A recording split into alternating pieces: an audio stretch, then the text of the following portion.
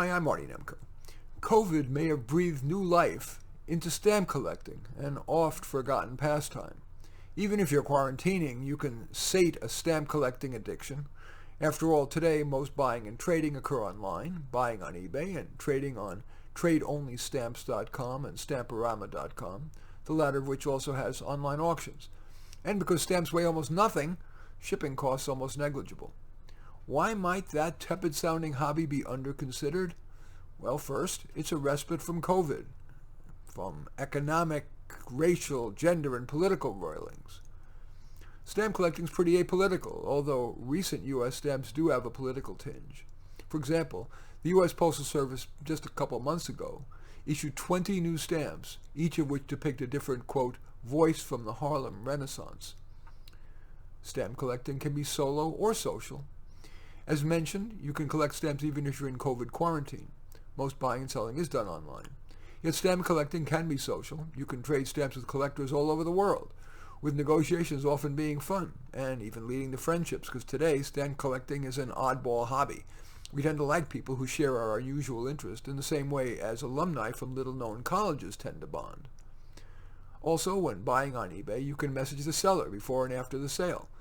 The sellers who are selling at a fair or a bargain price have all been very friendly and kind to me, and are selling stamps as much for the pleasure as for the money. Stamp collecting gives you a micro-museum of art, completely COVID-safe. World-class artists and photographers create stamps. You can have hundreds of them in just one binder. Stamp collecting is inexpensive, as long as you avoid rare mint stamps. You can get hundreds of mint and especially used postage stamps, new and antique, at near or even well below face value. You can buy such collections of used stamps for about a penny a piece.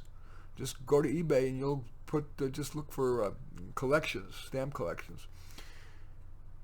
You can use collected stamps for personalized postage. Whenever I send something by U.S. mail, including to my two pen pals, I choose stamps custom to that person. Some of my very favorites, I have an Alfred Hitchcock one I like. I love a George Gershwin one. I like the New Innovation ones, but I like the Ayn Rand one, but there's many of them. I like the, Stamp collecting encourages nostalgia. Many people enjoy looking back, whether about the entertainment images on stamps such as the Elvis stamp, the Ella Fitzgerald stamp, or the I Love Lucy stamp, or recalling stamp collecting as a child. I remember excitedly waiting for the mail to come so I could see the stamps from countries I'd never heard of, filling in the gaps in my stamp album and trading duplicates with friends. Also, I learned some geography. I enjoyed seeing where all those countries were on the Rand McNally wall map that was in my bedroom. The cool kids had posters of the Stones, average kids the Beatles, and only ultra-nerd me had a Rand McNally map. And stamp collecting can be a lifetime pastime. You're never too old to collect stamps. Of course, most people aren't going to want to collect stamps, but amid today's COVID and other stresses, we might do well to consider less obvious recreational options, of which stamp collecting is merely one. In any event, I do thank you for watching. I'm Marty Nemko. I welcome your thumbs up and accept your thumbs down.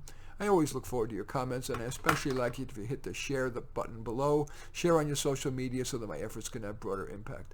And I am flattered if you choose to subscribe to my channel. And in any event, I do thank you for watching. I am Marty Nemko.